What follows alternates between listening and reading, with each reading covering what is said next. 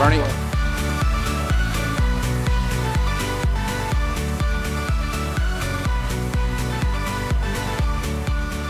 Ladies and gentlemen, please welcome Ralph Reed, founder and chairman of Faith and Freedom Coalition.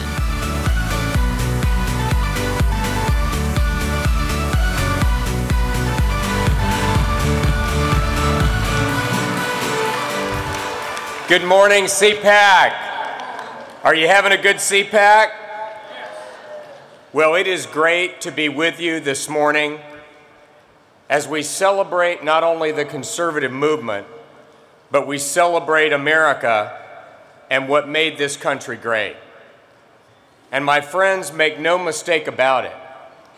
What made this country great, what still makes it exceptional and unique today, is the fact that the pioneers who were fired by faith, who founded this nation, crossed oceans, braved dangers, and tamed a wilderness, and settled a continent to build a nation that honored Almighty God.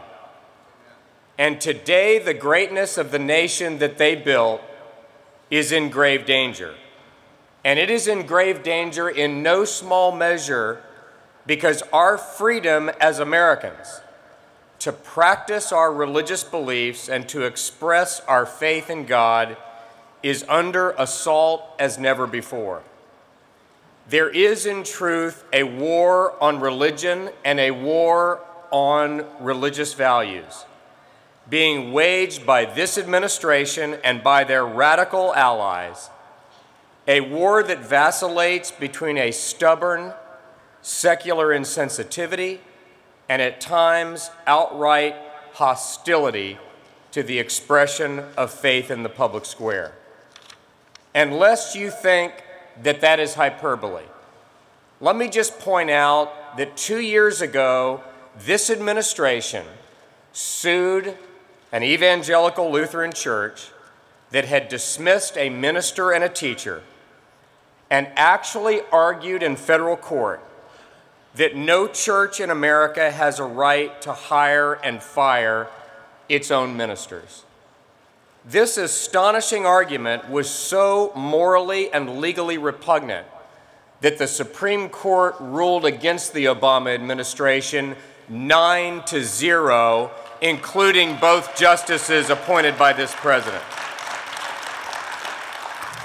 In Arizona last week, left-wing bullies forced the defeat of a religious freedom bill that did nothing other than allow people of faith standing in court to defend themselves when they are forced to violate their deeply held religious beliefs.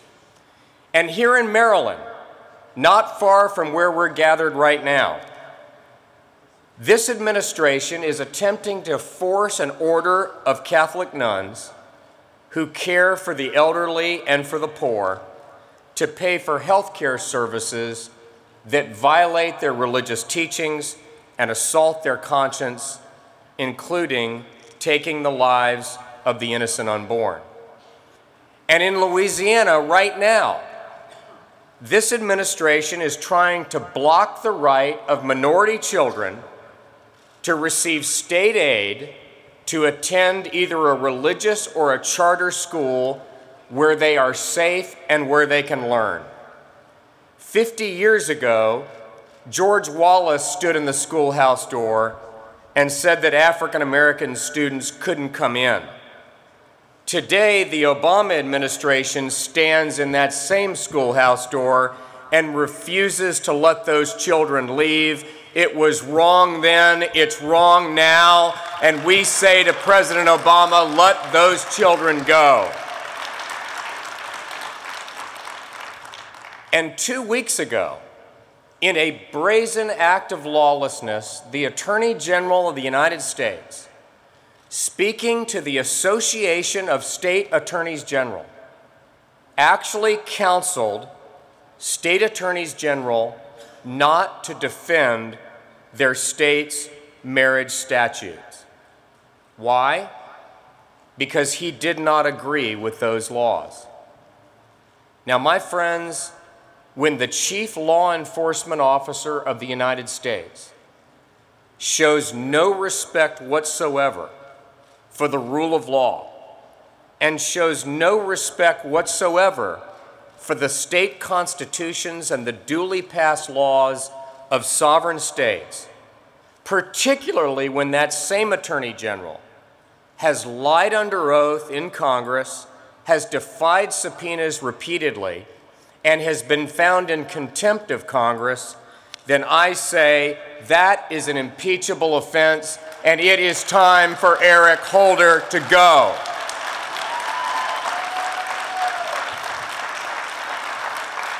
But that's not all. At the scandal-plagued IRS, while senior officials take the Fifth Amendment, that agency is attempting to enforce rules that would deny our First Amendment rights and would shred the Constitution of the United States. These rules would outlaw voter registration drives in many churches. They would prevent the distribution of nonpartisan voter guides in proximity to a primary or an election. And believe it or not, these rules would even prevent the posting of the voting records of elected officials on websites. Now, there has been a torrent of protest against these regulations, over 140,000 comments filed, demanding that these regulations be withdrawn. But more than just demanding that the regulations be withdrawn, we call on this administration to fire those responsible, to prosecute them to the fullest extent of the law, and then fumigate that building and abolish the IRS once and for all.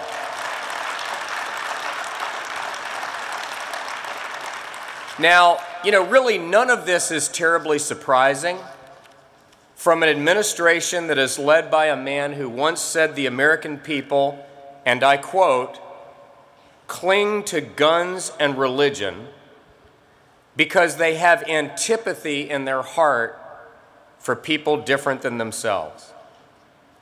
But what's equally disappointing, in many ways even more disappointing, is that this radical secular agenda and this war on religion is at times aided and abetted by Republicans who lack the courage to stand and fight. After all, last week in Ohio, Georgia, and Arizona, it was Republican legislative leaders who caved under pressure from the liberal media and the lies of the radical left and killed religious freedom bills in each of those states that were simply modeled after the Federal Religious Freedom Restoration Act, passed by a bipartisan Congress and signed into law by Bill Clinton.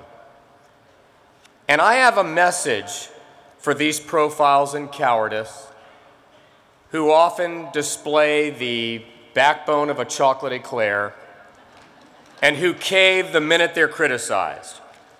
And that is that we're really done following those who advocate mushy, mealy-mouthed moderation. We're no longer going to follow the counsel of those who offer capitulation masquerading as compromise, who counsel only the cold seduction of surrender. We're not going to follow lukewarm so-called leaders anymore, whose God is their ambition, whose idol is power, who seek the approval of those who share none of our core values, and who dare not deign to soil their hands with the sacred stuff of principle. We will not follow them any longer. From now on, we're going to accept, in 2014, 2016, and beyond, nothing beyond unapologetic, unalloyed conservative that defends the principles upon which this nation was founded, including the biblical principles of freedom of religion, the sanctity of life, and the sacred institution of marriage. In this hour of testing, may it be our finest hour as conservatives. Let us save this nation, this last best hope of mankind, and give them the country they richly deserve. Thank you very much. God bless you, and God bless America.